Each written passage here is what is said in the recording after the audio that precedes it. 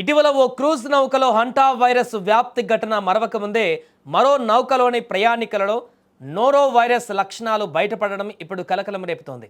ఉత్తర Ireland Belfast నుంచి స్పెయిన్కు వెళ్తున్న ambition అనే క్రూజ్ నౌకలో నోరో వైరస్ అనుమానిత లక్షణాలతో 90 ఏళ్ల వ్యక్తి మృతి చెందాడు. దీంతో ఫ్రాన్స్లోని బోర్డెక్స్లో నౌకను నిలిపివేశారు. సుమారు 1700 మందికి పైగా ప్రయాణికులు సిబ్బందిని నౌకలోనే క్వారంటైన్ చేశారు.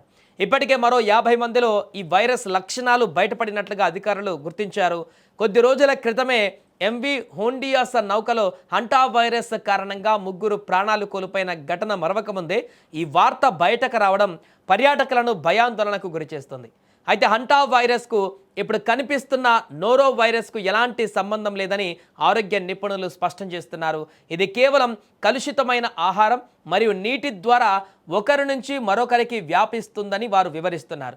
నోరో వైరస్ను వైద్య పరిభాషలో వామిటింగ్ బగ్ అని పిలుస్తారు. ఇది శరీరంలోని ప్రవేశించినప్పుడు తీవ్రమైన వాంతులు, విరోచనాలు, కడుపు నొప్పి వంటి లక్షణాలు కనిపిస్తాయి. దీంతో పాటు జ్వరం, తలనొప్పి కూడా బాధిస్తాయి. ఇది అన్ని వయసుల వారికి సోకే ప్రమాదం ఉందని అమెరికన్ సిడిసి హెచ్చరించింది.